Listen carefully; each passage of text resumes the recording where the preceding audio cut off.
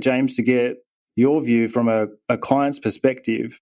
What do you think was the main benefit from transitioning from what you had to what you now have?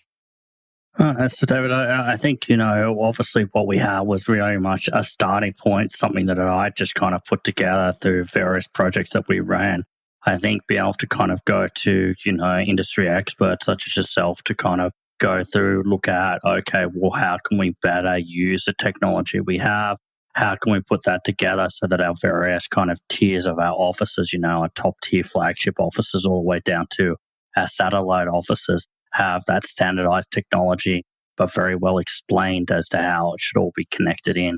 Probably some of the challenges we faced in the past was we'd have the standardized hardware, but it may be cabled differently. It may sit at different areas within the server room. The screens might be at different height.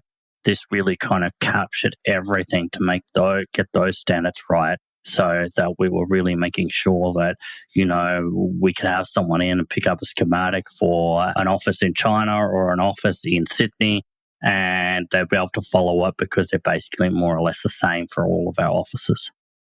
So I guess that's got to be helping with things like end user experience, reliability of the systems.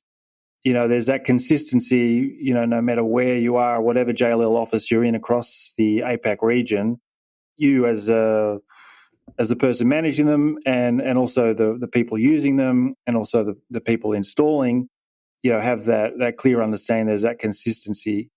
What would you say is the greatest, in terms of priority advantage of maybe some of those things? I think it's the consistency. And also probably the other thing I would say is also a lot of time saving in the planning stage and solution design stage of a new office.